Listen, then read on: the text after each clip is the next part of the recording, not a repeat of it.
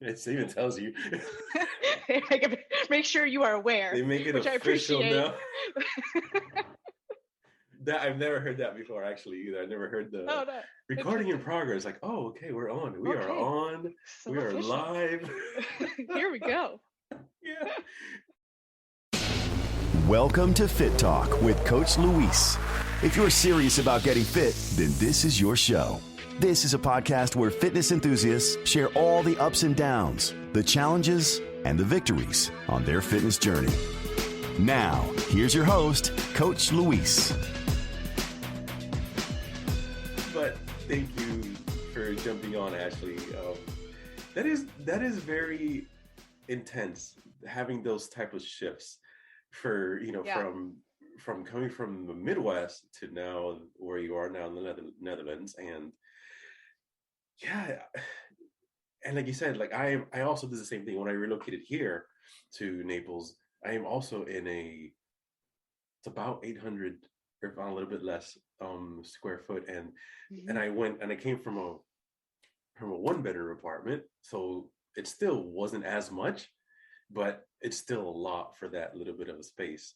So then to just adjust to that, it is a shift. And like you said, it's all about looking at the pros and cons, just seeing, okay, this is a little bit, tough, but how am I going to get through it? Because I am in a better place now and I'm around family versus how I was before when you were without the family. And again, like it's you and your husband. So it does help a little bit also to have the other person to kind of like, bounce ideas off of, and, kind of just, feel like you're both in the same place and you're both on the same team and trying to just help each other out. But Yeah, absolutely. It honestly, I think, unfortunately for many people, the lockdown condition seems to have made or broken relationships in many ways. And I feel very fortunate to say that it really has made ours. When you're in the thick of it every day, I hear him on meetings, he hears me with client calls, and you really get to know, when you work in different industries, it's very easy to not engage in what the other person is up to. And when you're kind of forced to engage in it and work together, he has the office, I work in the dining room, coordinating schedules. Like, we have to be intentional about our time together because we are with each other all the time. So where are those boundaries of like, I'm working, don't talk to me, versus like, oh, but now we're sitting down for like a date night to watch our movie, even though there was like 5 minutes in between those two things. Yes. But I think we have a much stronger relationship because of it. So I can't be unthankful for that. That's good. That is good. And that's where you're looking at the positive side of things, and just then that part right there, I think, is really smart, to be intentional with your time.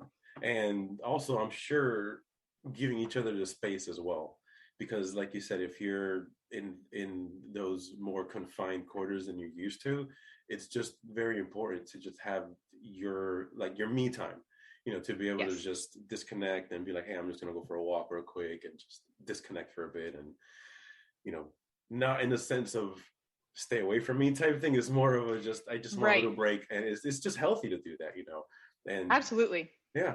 I am 100% team take your own space. My husband and I have joked that we typically are very big travelers, so we like to travel a lot. Nice. But obviously lockdown conditions, and especially over here, have made that challenging. But this year things started opening up a little bit, so we've taken a couple trips throughout the year, but none of them together.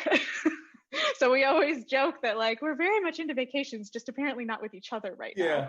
But I think after 18 months of living in the same space with only the two of us, both of us needed a little bit of that time to kind of, you have to process and digest everything that's happened as well. And sometimes it's difficult to do that in the proximity of other people or your partner, not because they're not supportive, but because it's too easy to kind of take on also how they're processing it. So we definitely recognize the value in having time apart. And I guess the what is the axiom, like distance or absence makes the heart grow fonder, and it's true. It is. So we come back together and we're really happy to be together. It really is true, because then you're like, oh man, I wonder what he or she's doing, while they're on vacation. I can't wait till they get back so we can just talk and Yeah. share the trip they had. And it's not even a thing of, if you have that healthy relationship, you're gonna be okay with doing that because you obviously trust each other. You're more worried about, okay, I hope nothing happens to them on the trip. Like, I'm Yes. sure I hope they're fine. I hope they packed enough Yeah. clothes. Like that's what you're worried about, versus anything else. And then when they get back, you're like, oh my Yes. God, tell me about the trip. How was it? How did it go? And I think that's super important. It's so healthy. And then you have more stuff to talk about versus, like you said, if you're with each other 24/7, then you do run out of stuff in a sense to kind of like talk about, because you're not going to say, how was your day? You're like, well, you're right there. So I heard it. I saw it. I heard your day. I Yeah. witnessed your day. Yeah. So it's nice to have that little bit of a break and a disconnect. I think Yeah. I'm all for that. Absolutely. And Yeah. how do you guys, you said you have to be intentional with your time. So how do you guys work that part out? Like, when he's going to be working these hours, like, do you change certain things that you do to accommodate that and vice versa? We have been more intentional, like having a shared calendar so I can see like a big view of when he's in meetings. He can see when I have client calls. And then adjusting, for example, I have this call with you. So I'm in the main room of our apartment and he knows about it. So he's not going to come in here. So just being aware of each other's general schedules has been important. And now he has the option of working in a co-working space a couple times a week, which is also helpful for him, just a change of scenery. And it allows me to work on other work tasks that are easier to do when the house is empty. So we try to plan ahead of like, oh, which days are you going to the co-working space? Then I plan certain work tasks for those times, just so that it's easier for me to accomplish and not be in each other's way. Yep, that's smart. So. That's really smart. Those are great pointers right there. So whoever does end up, seeing this, they can take little pointers like that to do that and just like, okay, cool, maybe a shared calendar. Even doing things that you normally would do before being in this situation, kind of mimicking as much as possible what you normally would do. Our mind needs that. Our mind needs structure. It needs that constant going. So you train clients now and you do a lot of coaching and all that. Yes. So give me a little bit of a background, like what got you into that? Yeah. So I have been coaching online for more regularly for the last 2 or 3 years. COVID really kind of pushed my business into that part of the industry, which has been super cool. But it started out long ago in high school. So I've always been into fitness. I played a lot of sports growing up, grew up in the Midwest. So you kind of have to, I think, play sports. It's part of it, yeah. It's part of it. And I have two brothers, and they were always playing sports and I always wanted to be like them. So at least fitness and sports was always a big part of my life until I got injured. So I had a pretty serious injury my junior year of high school. And that ended up needing several surgical corrections. And it was actually through my rehabilitation and in the ortho clinic that I kind of got to see how big of an impact physical fitness and wellness has on your quality of life. I was in chronic pain for 2 years after that injury at a very young age, on pain medications and all sorts of contraptions that they rigged up to literally hold my shoulder into my body. And so my quality of life was significantly diminished. And after seeing the impact that these personal trainers and doctors were having on improving the quality of life for their patients, I knew that that was an industry that I really wanted to be a part of in some way. And so I became a certified personal trainer and I started working at 24-Hour Fitness in Denver, Colorado. And I had a fantastic mentor who really helped me understand the big picture of fitness and wellness and had a very similar philosophy that I did in terms of it not just being about physique or weight loss, but in terms of longevity and how we can prepare our bodies to live long, healthy, happy lives. So I got started there. Then we moved to Amsterdam, and I actually switched to a different industry. I worked in tech for 2 years, but fitness kind of kept finding its way back to me. I think my husband was my biggest advocate in the workplace, and he kept telling his colleagues, "No, my wife is a personal trainer." And so I would get these messages from these random colleagues of his that I started training on the side when I wasn't in work, and eventually it grew to be something that I couldn't. I had to choose. Do I want to stay in tech, or do I really want to come back to kind of my first love? And of course, always go back to your first love. Absolutely. I love that your husband kept advocating for you, and he kept, being like, no, this is what she loves to do, and she's good at it. I'm going to keep telling all my friends. That says a lot about your guys' relationship, because it's not always, but a lot of times it's not like that. So that's really nice that you guys are doing that and you support each other. Obviously, you're a very good, strong team that supports each other too. So, like, good job to him for doing that. So yes, that's awesome. Helping you follow your passion. Yeah. He's definitely been my number one fan, which that's I awesome. always appreciate. That's awesome. That's so important to have in a relationship. Yes. So how has it been going then since that? Like, so what kept on happening with your coaching? How did that shift then? So I was seeing clients one-on-one in a more traditional personal trainer setting. It's very interesting to work here in the Netherlands because the regulations around and legislation around working as a personal trainer are very different than that in the US. So I'm actually able to work as what we would consider a freelancer. So I'm not working as a part of a gym or under anyone else. I'm able to work as my own entity and see and meet clients in public spaces. So I would train my clients in the public parks. I would train them on the side of a canal outside my house. I have gym equipment like barbells and plates and dumbbells that we use outside, which is just really fun. It's really fun to work out outside. Now, granted, the weather is not always accommodating to such practices, as it rains a lot here, but my clients are made of tough stuff, and we train in most weather conditions. So that is it's its own unique challenge, but is really fun. But I started taking on online clients when I had several of my clients from the US reach out to me after I left, and they still wanted to work with me.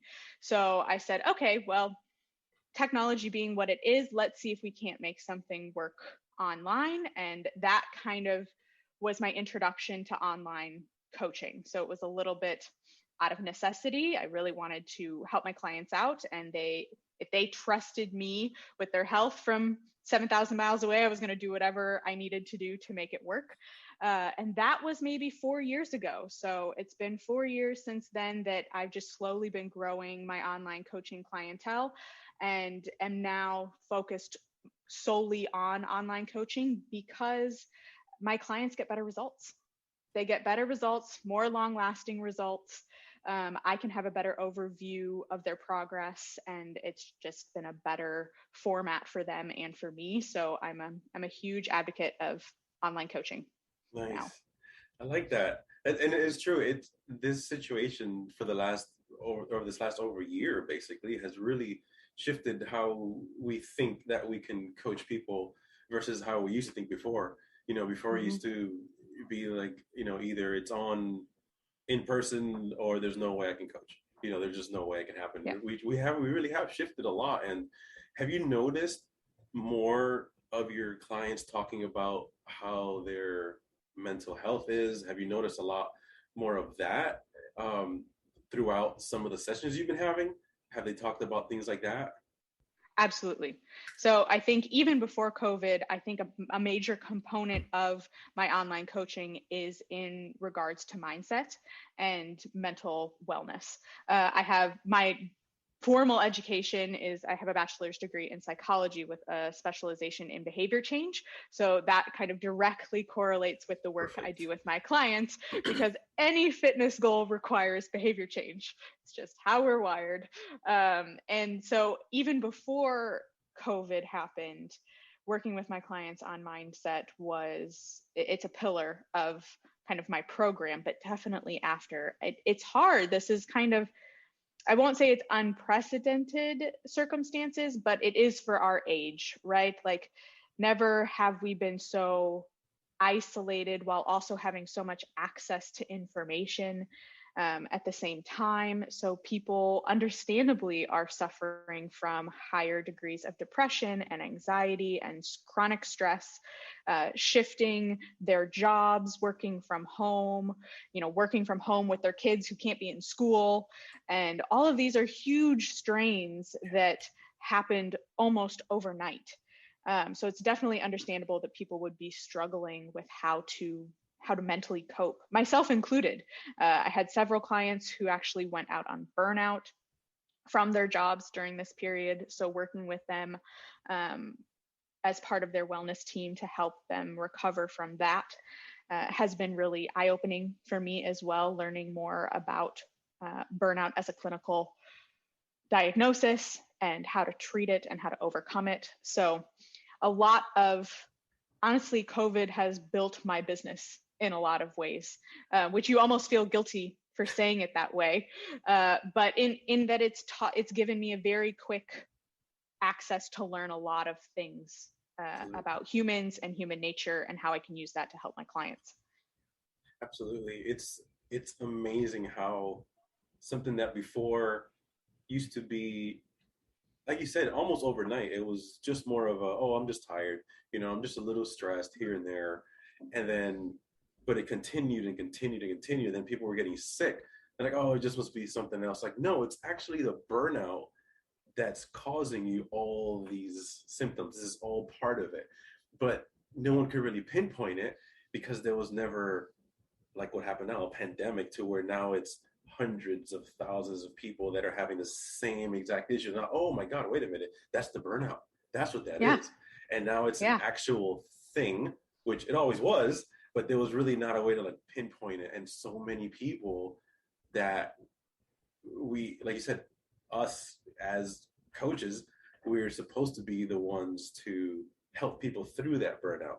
But we can also get burnout if we are constantly helping, because we're taking in all that energy. We're taking in all that stress, all of those symptoms. So it's just one person to them talking to you, the coach, but us, it's hundreds of people coming to us with the same exact information. So we get burnt out because we're like, oh my gosh, there's a lot of stuff I'm taking in.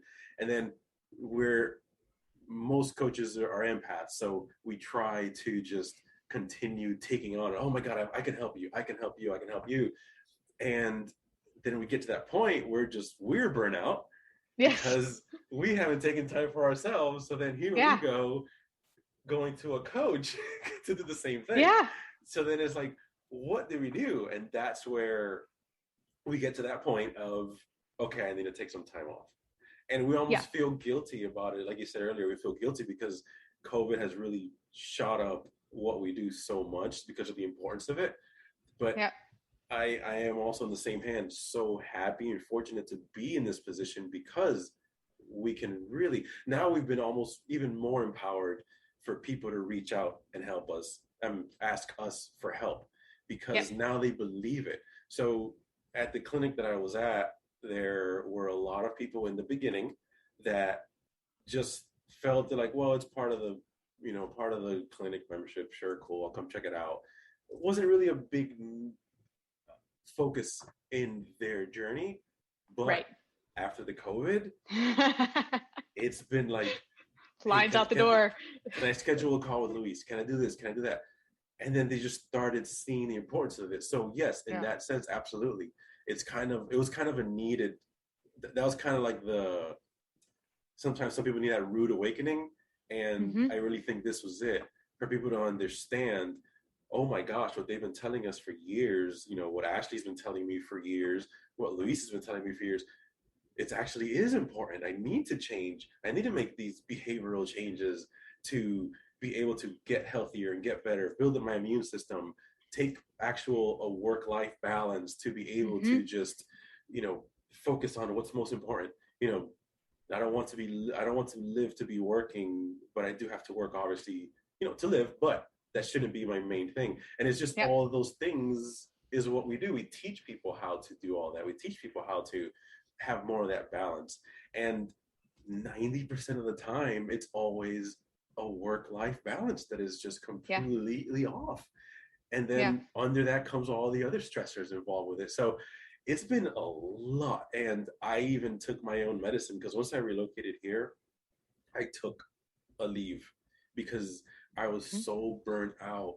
And it's they always say it's a curse to have, when you have not all this knowledge, because we're always learning, but it's almost a curse always to be, they always say like doctors are the worst patients because they, they're too aware. Yeah. All the things they know.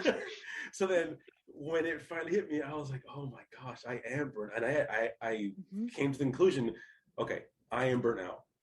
But I was like, I can keep going a little more. We always just we're always a little bit. Yeah.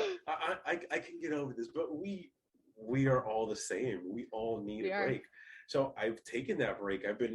It's been a month now, and I've been close friends and family, of course. I still, here and there, but honestly, it went from, that clinic had 4 doctors, each one about 400 patients, and I was the only wellness director there. So a lot of people. So it was too much. It was way too much. So that's too much. Taking a step back, and I finally now, again, it's been a month.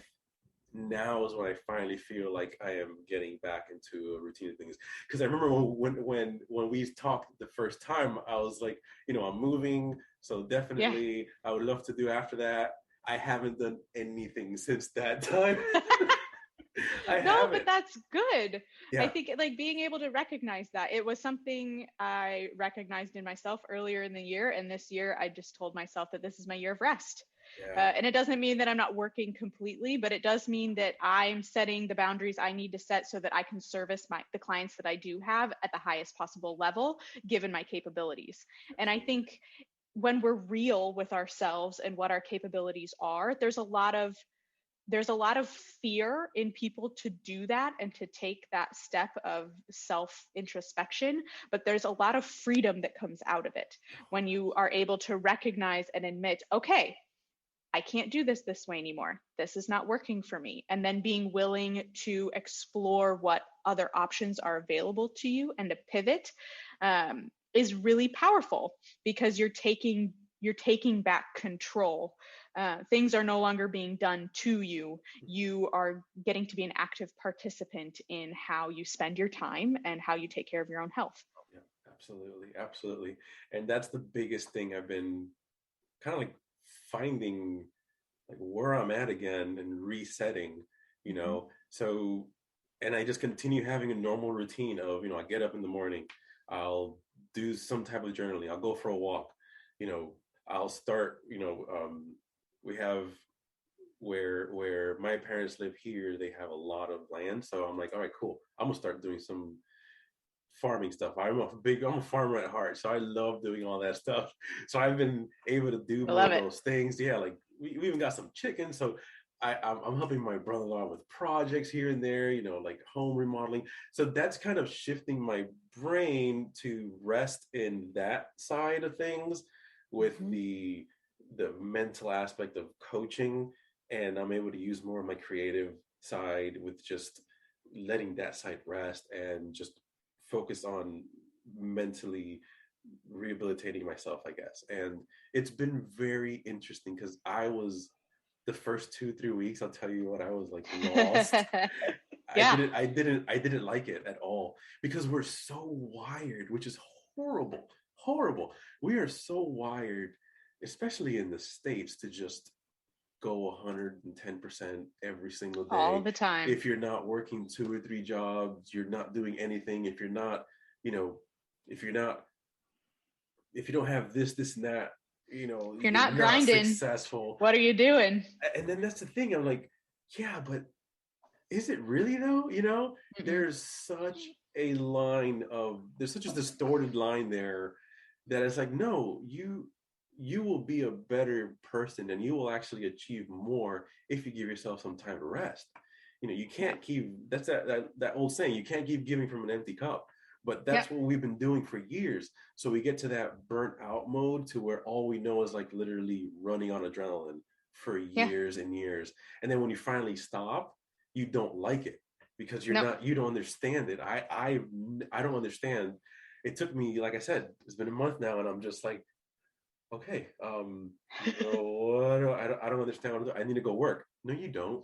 You need to go and work it's on not yourself. even, it's not even that we don't understand it. It's that is a habit our body gets used to as well. Our body gets used to running on that adrenaline. Yeah, it does. That is the normal, right? Our brains get caught up in that pattern of this is what is normal, and our bodies love normal. Our bodies love the known. Yeah. So even if it's running us into the ground, we'll keep running because the body knows what to do when it's running. It doesn't know what to do when we finally stop and rest. But I think to your credit, you're also employing an important lesson that I've only recently learned and identified with, in that rest is often, people perceive rest as stopping, right? Well, we just need to stop and rest. But true rest for our brain is not stopping, but pivoting. It's not stopping what you're doing. It's doing something different. It's doing something else. It's engaging in the creative, or in making things with our hands, or being in nature or movement. It's not actually just, all the time laying on our couch and not moving. That is rest sometimes, don't get me wrong. But when the things that I've learned in helping my clients recover from burnout is that actually some of the best things that you can do to recover and allow your brain to recover is to just do different things than your brain and your body is used to doing. Yeah, absolutely. And just giving yourself that time. And that's when you recover. The only time we recover is when we rest. And that's where this whoop strap that I have, I've had it for a few years now. It's really helped me because I needed that help. I needed that help to understand, what am I doing wrong here? And it was that I was just overtraining constantly. And that's why I think any type of an activity device like that kind of shows you how your sleep is, are you sleep deprived constantly? That's going to also lead to burnout. It's going to lead to a lot of stress. It's going to lead to cortisol levels rising. It's going to lead to a lot of hormone imbalances. So it's all connected. It's, if you get one little small change, like your sleep good, that will change so much. Change your life so much. And then everyone, and again, we're all used to, either all or nothing, that people are like, they don't believe, wait a minute, just sleep? If I just fix that, everything will change? No, I don't believe it. So they don't do it. And then a few months later, or they don't have time. Yeah. I don't have time to get more sleep. Yes. And then they come back and they're like, oh, nothing's working. What's wrong? I'm like, have you worked on your sleep yet? I don't have time for that. I'm like, okay, then don't look for different results then. Right. Try it. Just try it. It's just interesting to me how it's something so simple. I mean, it's not really simple, but in that sense, something that we can just really work on. And like you said, it's all behavioral changes. So let's find the root of that. To a degree that's in our control, I think, right? People are always looking for that magic pill, right? Everybody wants a magic pill that will make them better. Yeah. And sleep is going to be a struggle for most of us. It is for me from time to time. And some people have other underlying conditions that make it worse, or children that are that underlying condition. But to a degree, many of us have a little bit more control over our sleep. But we have to be willing to change our habits. That's what I think it is right there. You hit the nail on the head right there. I think is we have to be willing and ready to make those changes, because if not, all we'll do is look for excuses because just not ready for it. And a lot of the people that I've worked with, a lot of times it's that, and then it has to just, something has to happen in their life to kind of like push them into that change, where they either have to hit rock bottom, or they have to, have had some type of a medical emergency or issue. Mm-hmm. Sadly, that's usually how we learn is through some bad experience. But through necessity. Sometimes they are. You're absolutely right. And sometimes, they, and then that's the kind of like where they get the shift with like, oh my God, okay, you know what? I got to get my stuff in track. I got to move forward. And then from here on, but they have to see it, they have to be knowing that they need that change in order for it to happen. And that's where I think it's so important to have coaches that really care, where they won't give up on the person, like if they're not ready to make that shift, okay, fine. But what are you ready to do then? Let's work on that then. If you're not ready to, go to sleep for at least 7 hours, but you're sleeping 5. Okay, well, what else can we do then to make you get a little healthier? Can you give a few walks throughout the day, little things like that? So yeah, and I think it's one of the biggest blockers that keep people from action is actually their perception of how big the change needs to be to have impact. Because in our mind, we think, oh, like I need to get fit and I need to get healthy. So I need to go to the gym 5 days a week for at least an hour and a half. Yes. And if I don't do that, then I'm not going to get fit and healthy. And it's like, actually, if you're working a typical sedentary job that most of us in the US and in the Western world are working, then you probably just need to start with like a 10-minute walk. And that 10-minute walk is going to have a huge impact on your health and wellness because you're standing, you're moving, and it adds up, right? It adds up to over an hour of walking a week. So I think having the awareness to start small and build big is the biggest asset that people can have to improving their health and wellness. It doesn't have to be the big change, the big shift. Sometimes it does. If you have like a major medical issue that comes upon you and it's like, okay, you need to start eating better now so you don't have a heart attack again. Like that's a different circumstance. Exactly. But for most people who want to improve their health and wellness, it's really just in starting in the small things that they can control and building until they reach kind of that idea they have in their head, which will change anyways. Yeah, absolutely. It always does. It always does. It always does. But you're absolutely right. And just those small little things, that's what's going to really help. Whenever I would meet with someone, it's always like, I just like to listen in the initial, just like, tell me about you. Tell me about what you're here for. What is your reason for this, all that. And then usually in there, you always start to pick out those little things like, okay, this is what they really want help in. This is what they really need. But then you do have to feel out, okay, are they even ready for this? But then at the end, it's always setting small little goals, even just, the craziest thing too is people don't really drink as much water at all as they should be drinking. So change that, and that'll really make a big shift too. So usually it's something like that. Drink at least 70 ounces of water a day. For someone that's not drinking like a cup or 2 a day of water, which just blows my mind. And then the walking, and maybe something simple as journaling before bed. Just making those small little shifts have really made some positive changes. And then that, like you said, that piggybacks onto other things to build on other big things that they could work on, It like creates said, momentum. It does. And like you said, the 5 days a week, hour a day at the gym, like that's not realistic. You'll be done in the 3 days you're done. I can't do this anymore. So just go 1 day a week. It's just something.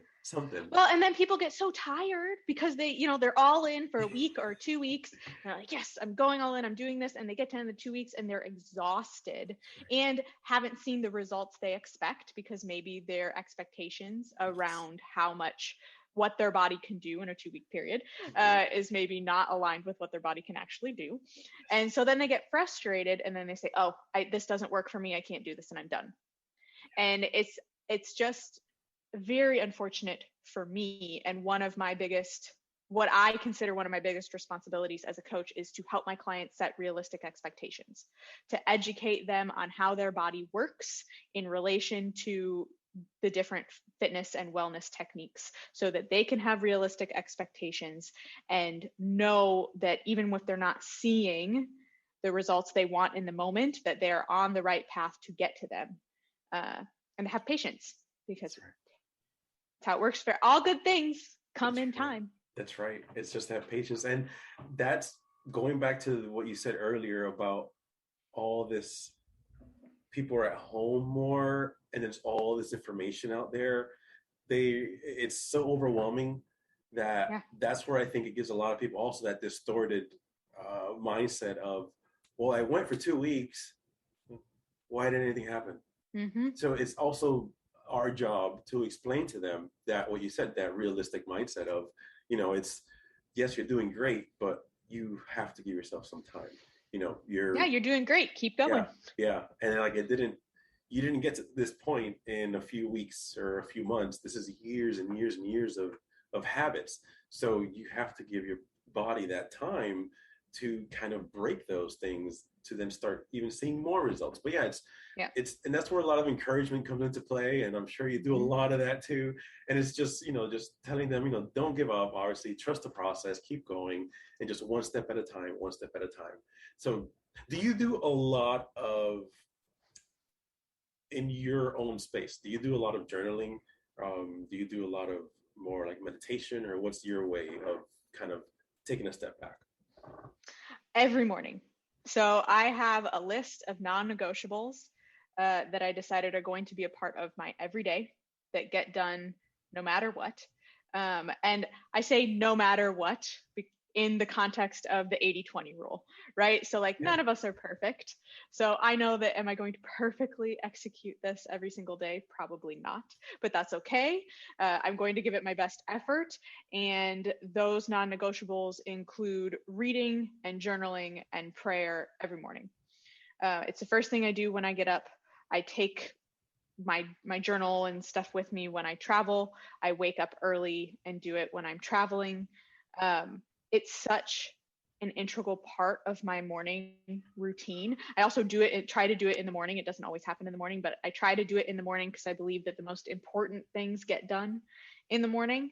And if you can do the things that are most important to you right from the very beginning of your day is going to be better. And at least in my life, that's true. When I can start off my day checking off the things that I know that I've decided are most important to me, whether I enjoy them or not, then I feel better. The rest of my day is I go into my day feeling accomplished. Absolutely. And I think particularly, everyone is in a different place religiously or spiritually. So whatever your context is, I think that journaling is hugely beneficial because it gets our own thoughts out of our head. And one of the biggest things that my clients struggle with, that we all struggle with, myself included, is that we listen to ourselves too much and we don't talk to ourselves enough, right? So we listen to these thoughts in our heads as though they are the truth all the time, but they're not, right? I was reading a book by Dr. Nicole LaPara, which is excellent. But she talks about how thoughts happen to us. They are not of us, right? So we get to be in control of our thoughts. And at least for myself, I find that journaling is a really great way to get my thoughts out of my head. I have to look at them and then I have to assess if they are ridiculous or not, because a lot of times some of them are very ridiculous and you don't think they're ridiculous until you actually write them down and you look at them and then you go, really? This is what I'm thinking? Or you look at it and you say, oh, shoot, that's actually really valid and I need to pay more attention to that. So I think journaling is super important. And I encourage my clients to do a gratitude journal when they're struggling particularly with anxiety, is to start their day with listing 3 things that they're grateful for. And it just resets your mind a little bit. If you wake up super worried and anxious about something and you force yourself to think on a few things that you're really grateful for, it shifts your perspective a bit. And then you get to carry that into the rest of your day. It really does. Those are great pointers. You're absolutely right with that. And using that mind shift to where if you wake up worried, like you said, but you're like, okay, wait, 3 things, boom, that completely shifts your mindset. To me, it's the journaling and the walking. But as soon as I get out of bed, it's making the bed. That's my first thing that starts me off with that task-oriented mindset.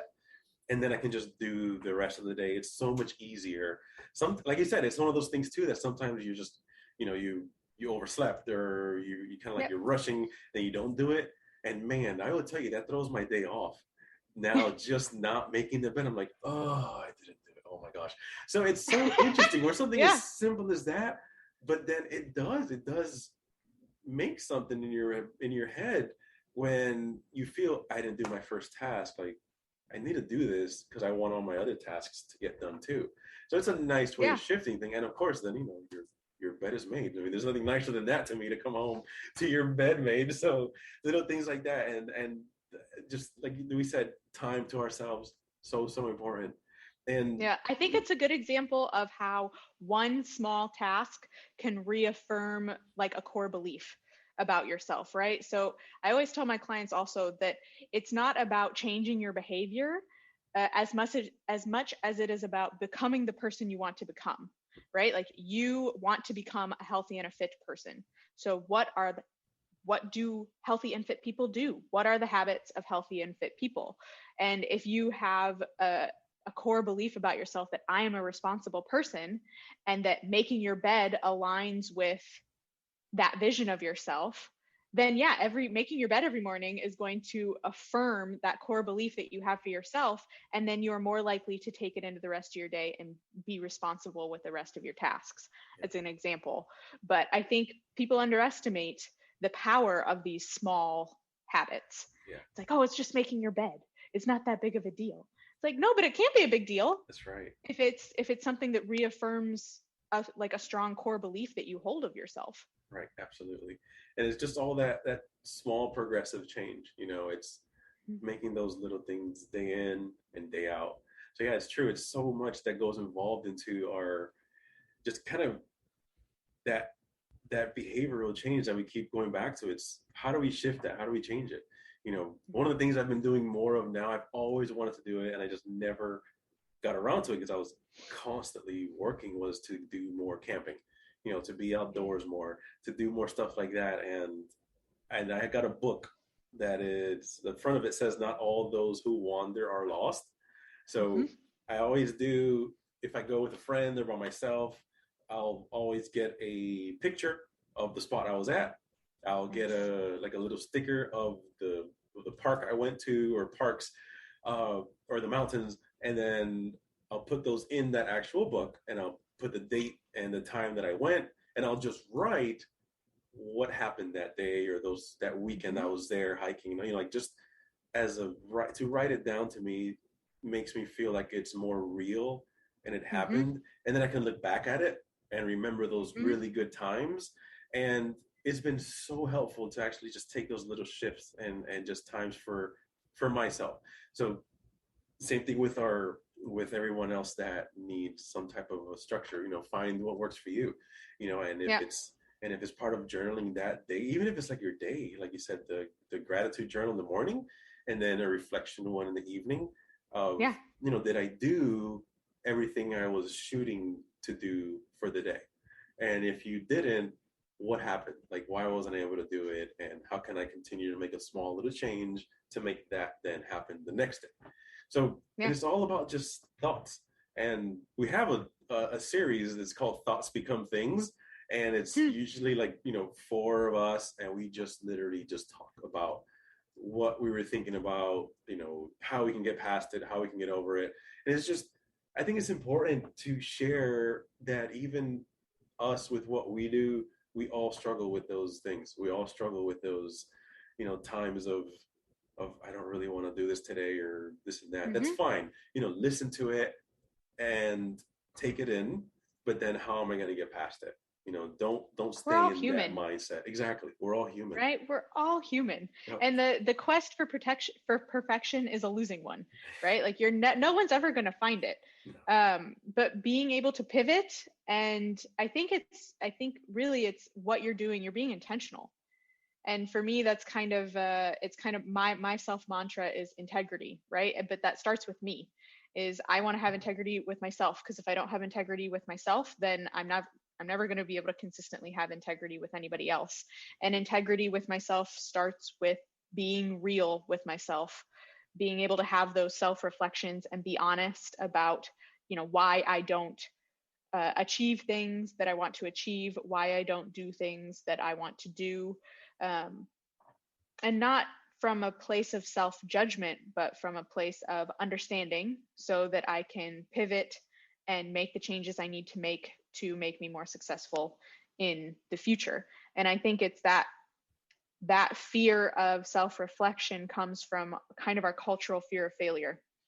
right? So it's a very cultural norm that I grew up in, that I think my parents grew up in, that failure is bad, right? That it's something to be avoided at all costs. And I think we've dramatically lost something essential and useful in that perspective, because failure is a teacher.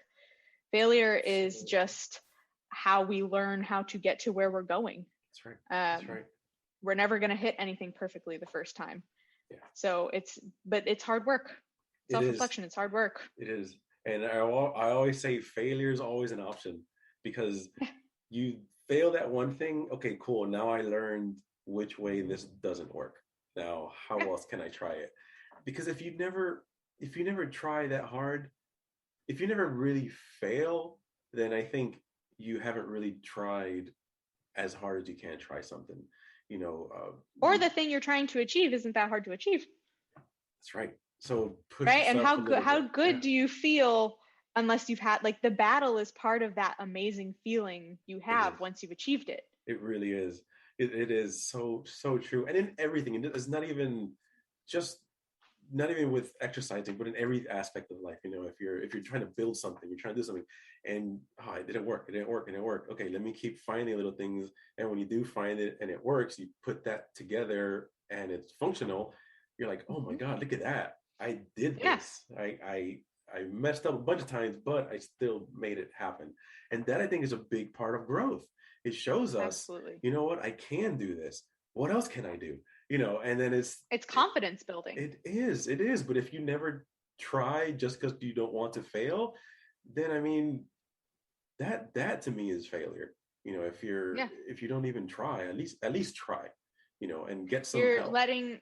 You're letting your life be lived for you at that point, because you're living your life based on fears. Yeah. And that's the worst. And many people do it. It's not for me. I learned from a very young age that this was not how I wanted to live my life. And it's something that I try to encourage and instill in my clients throughout us working together, is that it's why I think fitness is a fantastic methodology for building mental fortitude, is because you have to overcome something physical. And in order to overcome something physical, you really have to be mentally engaged. And the number of my clients who come back and say that they are better partners, they are better in their workplace, they need to schedule their workout with me before they go to work, not after, because it impacts the rest of their workday. They're better they're better managers, they're better parents, because it builds and instills a confidence in them. That I think is uniquely done. Like, you can build confidence in lots of ways, but I think when you can pick up 100 pounds off the ground and put it back down, like, there's something that's like about that. Absolutely. Not everybody can do that. Absolutely. Not everybody can do that. And then you're like, look what I did. And it's okay to feel that sense of accomplishment. Is good. Like, that confidence, embrace it, because you're doing something for you. When you go work out, that is only for you. That's for nobody else. That is for you and you alone. So you should embrace it. You should feel confident. That's right. You did it. Like, we can coach them. That's what I tell them. Like, I can coach you. I can give you all the training programs that you need. But in the end, you're the only one that can do the work, which means you get full credit for the results. That's right. Every time someone tells me, oh my God, thank you, I'm like, look, I am just a guide. That is all I am. You chose to do this, and that. I was just helping you, like, paving the way. But at the end of the day, it's your choice. You could have very well said, like, no, I'm good, thanks, bye. But you chose to show up. Yeah, absolutely. You chose to do that. And that is just a good feeling to see people grow. And then they're a completely different person, even like 6 months later, a year later, totally different person from the first person that walked into your life that first time for their first meeting. And that, to me, is absolutely huge. And that's why I think it's important for us to take our breaks, to be able to give 100% to them and help them get to that point. And I mean, had you not gotten to the uncomfortable, you wouldn't be here right now being as good of a coach as you are, because you would have probably just been like, oh no, I'm gonna this tech world that I'm in right now, it's stable, it has a consistent income, and it's sustainable. I think I'll just stay here because it's the safe path, which again, nothing wrong with that if that's what you chose, but you chose to be uncomfortable. You chose to push more, and you had a partner that was encouraging you and always had your back. So all of it just comes full circle. And then here you are coaching people. You got a little bit in the uncomfortable zone by doing the remote stuff, which is new for everybody. But you took it and you're like, all right, no, I'm going to make this work. Let's go. Yeah. And you did it. So that says also a lot about you. You're also practicing what you preach. So good job. Try. Yeah. Right. I will not pretend to get it right all the time, but I do try. I take a lot of pride in that. If I'm going to expect something of my clients, then I'm going to expect it of myself. That's right. And that I'm going to practice what I preach. That's right. And it's also a catalyst for me trying to be as real with my clients as I can, right? Like we all have struggles. I have mental health struggles. My clients have mental health struggles. I have days when I'm not motivated. I have weeks when I don't go to the gym, right? I'm not this like crazy fitness anomaly in a box of always grinding. There are some people who are, I respect them, but I try to be as real as possible, so that they can set their expectations against it, right? Like it's all about setting those realistic expectations. And there's a great book by Ryan Holiday called The Obstacle is the Way. It's probably my favorite book that I've read this year. But it really talks about how, like, in our quest for comfort, we're really depriving ourselves of the circumstances that allow us growth and in the end, like happiness and the sense of achievement that everybody's looking for. It doesn't come without obstacles. Right. It's in the overcoming that we get to achieve these things that most people are looking for. Absolutely. Actually, I use the Daily Stoic journal in the morning and the evening. Yeah. That's what I use because it gives me the mindset to get into for the day and the evening. And I love that. I love reflecting in the evening, and I've used that so much. Like I've gifted that to so many clients that I know are on that path, that need that are ready for it. And they also, they love it because it gives them the structure, it gives them the guide. Okay, think about this today, or think about something else, but at least it gives you it kind of puts you in the mindset of it. So I do think it's so important to do that. So do you have any competitions coming up? So I don't. My goal was to compete. I have not competed before. So I'm a closet powerlifter. I have never competed before. I had a goal to compete for the very first time in December of 2019. But as I prepared for that competition, I just wasn't ready. My lifts weren't where I wanted them to be. My technique wasn't where I wanted them to be. And then as luck would happen, the registration for the competition that I was intending to compete in decided to close their registration for amateurs. So then I wasn't able to compete to begin with. So I then just decided to dedicate myself to improving my lifts. So that's what I've been working on for the past, 18 months now, on and off, because the gyms have been closed for long stretches at a time. So I think in total over the past 18 months, the gym has been closed for 11 of them here. In like a 5-month stretch and a 6-month stretch or something like that along the way. So I bought a bunch of my own equipment.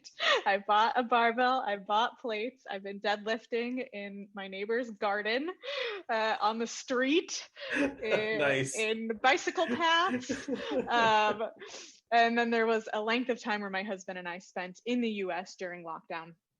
And the gyms were open in the state that we were at, so I was able to train there as well. But I've added 20 kilos to my deadlift over the past 18 months, which has been super exciting, and 10 kilos to my bench. So not where I would like to be, but again, I'm a serial optimist. So I'm just happy to still be lifting at this point. Absolutely. And we'll be looking forward to a competition in the future, but not sure where that will land yet.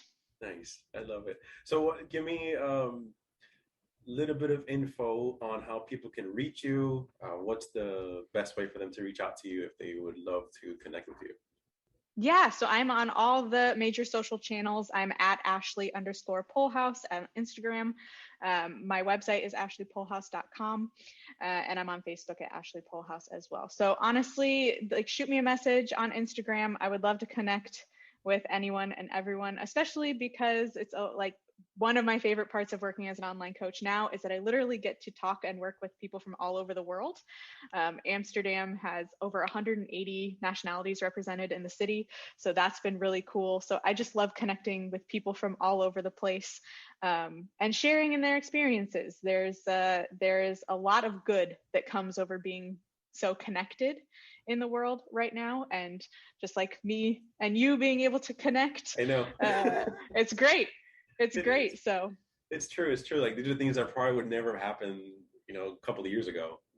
Probably just, there was like, oh man, they're so far. Oh well, and then that's it. You never probably speak to that person again. But this is nice. It really has shown us a lot of ways to be just more interactive with each other, and the world is getting a little bit smaller now to where we can all just be a little more connected. I think that's a beautiful thing, And to support each other, in our community, is very cool to me. Absolutely. So as an entrepreneur, life can be very kind of lonely in your little circle of your own thing, but when you can reach out and connect to other people who are doing similar things than you that you are, then it's always really rewarding. Absolutely, I agree with you. Thank you so much, Ashley, for jumping on. And I know we're like 7 hours apart, so it's getting towards the end of your day, but thank you. I appreciate thanks so much for reaching out. This has been a fantastic conversation. Likewise. And everyone stay tuned. I will post everything online as usual, and I'll put all her infos on how you can contact her. And reach out to her. So take care, everybody. And thank you so much again, Ashley. Thank you. Bye. Thanks for checking out Fit Talk with Coach Luis. Remember to follow us on social media, on Instagram at Live2Progress and on Twitter at Live2Progress. Stay tuned for more episodes of Fit Talk with Coach Luis coming soon. And remember, always live to progress.